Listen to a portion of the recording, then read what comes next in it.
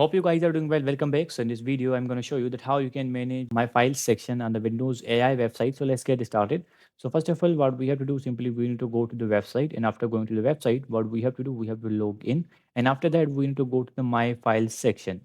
In this section, you'll be able to see you all uploaded files here. If you want to use any kind of file in your future use in the Windows website, in the video, or in the whatever you are working on, and you want to upload any kind of thing, you can also do that, and that will be fully safe here. So we have to click on the upload now, and after clicking on upload now, what we need to do, we have to go to the download section.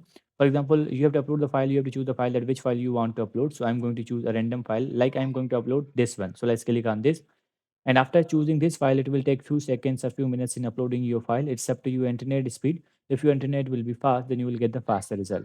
So as you can see now, the file is uploaded here. If you want to use this, you can. If you want to upload this, or if you want to release this, whatever you want, you can do that. Like the quick edit, preview, and these all options are also provided here. You can delete them, you can replace them. So in this way, you can manage your My Files section. In this way, you can upload your files and manage. So I hope you guys understand this video. So see you guys in the next video.